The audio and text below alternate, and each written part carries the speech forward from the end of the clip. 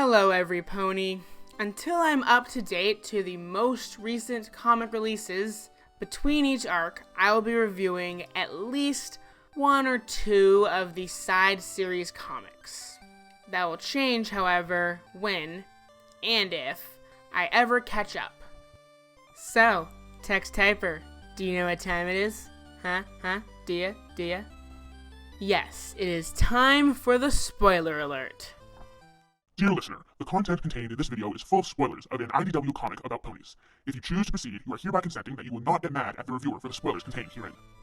Now that that is done with, I will be reviewing the micro-series comic starring Twilight Sparkle.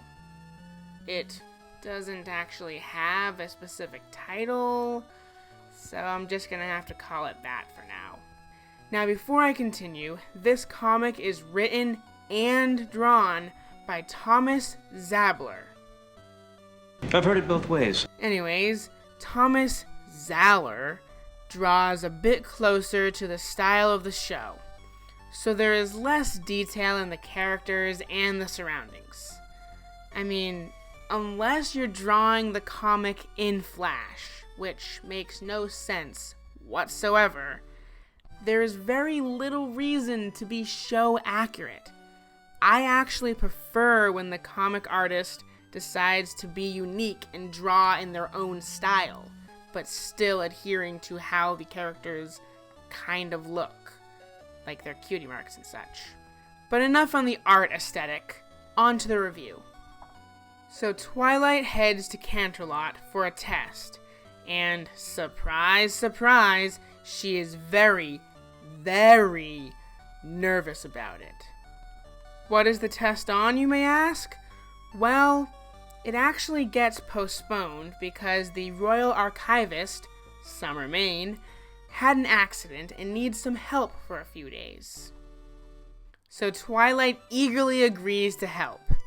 Wow, Twilight likes procrastinating on things just as much as I do. Who knew? So Twi goes to Summer Main's house and lies to gain entry. She is then given some strict guidelines and put immediately to work. Then awkward mealtime is awkward, and Twi is given more tasks. She decides to sing while she does them. So Summer Main puts on some of what she calls real music. This is followed by a less awkward mealtime, where Twilight brings up her favorite author, Jade Singer. I take it maybe she hasn't read anything by A.K. Yearling yet? Go fig. Then, by the next mealtime, it is clear that Twilight's presence is having an effect on Summer. Dare I say, they're becoming friends? The following day, Summer heads into town for a bit, leaving Twilight on her own. And Twilight can't help it but break one of Summer Main's rules by going into her office. Unfortunately, she gets caught. Then another awkward mealtime is awkward, and Twilight is fired. Though I don't actually believe she was officially hired or paid for her work for that matter, but she must leave in the morning.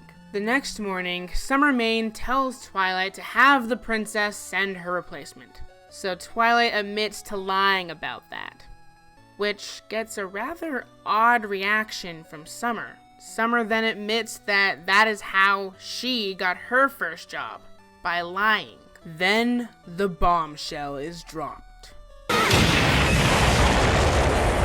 Summer Main says that she is really Jade Singer. Say what? Which Twilight already figured out. How? Well, she is a total creepy stalker fangirl of Jade Singer. This whole experience with Twilight convinces Jade Singer, to write another book that is a huge success. Also, lol, Barnes and Noble. like Barnes and Noble. I thought it was funny.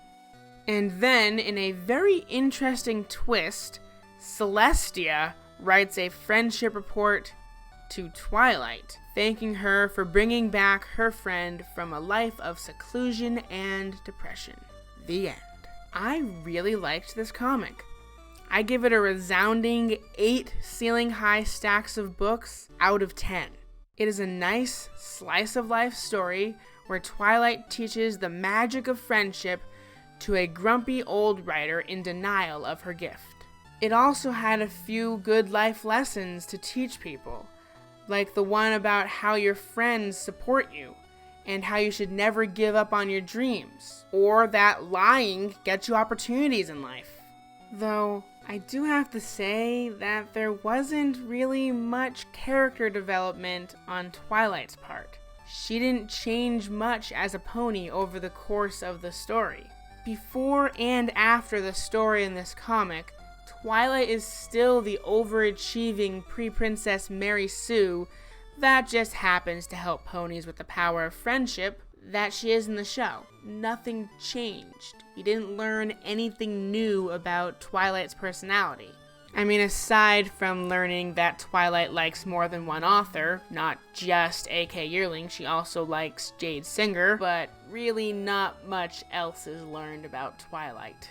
But it was still a great comic, if you ignore the lack of character development.